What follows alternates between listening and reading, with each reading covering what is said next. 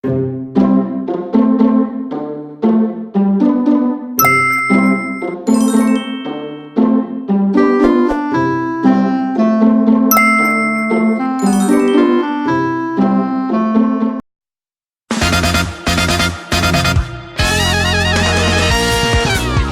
번째는 뭐냐면 등차 중앙에 대한 얘기거든요. 등차 중앙. 등차 중앙은 일단 문제를 풀 때 굉장히 많이 사용이 돼요. 언제 많이 쓰냐면 등차 수열인데 세수가 등장을 해요. 세수가 등차 수열이다 라고 하면 이걸 가지고 우리가 문제를 풀 때 뭘 쓸 수 있냐? 첫 번째, 등식을 만들 수 있어요. 어떤 등식을 만드냐면 차가 같으니까 B 빼기 A는 C 빼기 B랑 같을 거 아니에요. 그래서 B 빼기 A는 C 빼기 B니까 넘기면 2B는 A 플러스 C. 자, 이 식을 문제 풀 때 많이 쓰거든요. 그래서 A 플러스 C는 2B가 된다. 자, 그러면 B가 얼마가 되냐면 2분의 A 플러스 C죠. 자, 이걸 앞으로 선생님은 이렇게 물을게요. 자, 얘는 A와 C의 평균을 의미하겠다. 평균. 등차 중앙에 대한 중요한 어떤 생각, 이미지가 뭐냐면 바로 평균이에요. 평균. 등차 수열은 가운데 있으면 평균이 돼요.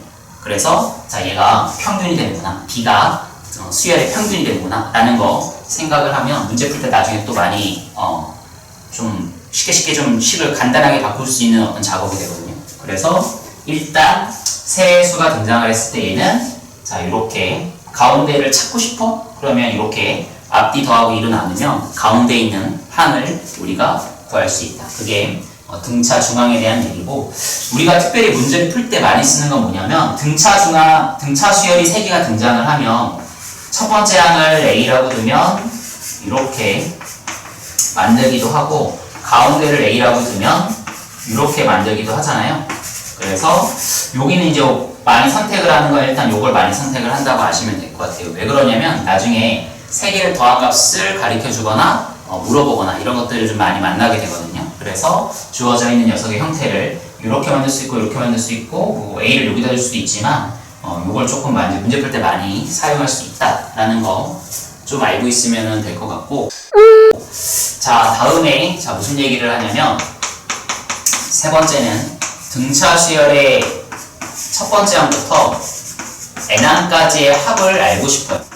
그거를 간단하게 기호로 SN이라고 하거든요. SN. 이 녀석은 첫째 항부터 n항까지의 합을 의미해요. 그러면 이거 어떻게 구하냐라고 하면 아까 선생님이 얘기했던 등차 중앙, 평균에 대한 개념을 조금 이용하거든요. 뭐냐면 맨 앞에 값과 맨 뒤에 값을 더해서 2로 나누면 평균이잖아요. 그러니까 그걸 이용하는 거예요. 첫째 항이랑 끝항을 더하고 2로 나누면 이게 평균이에요.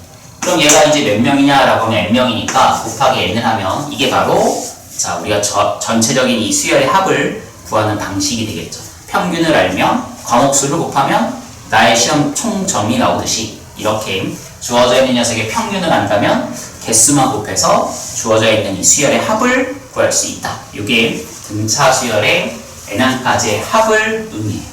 됐죠? 자, 그러면 자, 네 번째, 요거는 이제 등비 수열에서도 마찬가지로 문제를 푸는데 쓸 건데 SN을 알면 뭐를 할 수 있냐면 AN을 구할 수 있어요. 여기서는 알면이고 여기는 구할 수 있다. 대충 선생님 오케이라고 쓸게요. SN을 알면 AN을 구할 수 있다. 자, 어떻게 구하냐? 그게 중요하겠죠. SN이 첫째 항부터 n항까지의 합이라면서요. 첫째 항부터 n항까지의 합이면 자, 여기서 하나를 더 만들어요. 자, 동생을 하나 만들게요. 동생 n 빼기 1. 그럼 첫째 항부터 이렇게 되겠고 여기다 하나 더 쓸게요. 여기다 -1. 그럼 이 두 개를 이제 뭐 할 거냐? 이 두 개를 빼보는 거예요. 빼보면 어떤 일이 벌어지냐? SN -S n-1은 여기 날라가네. A n이 된다.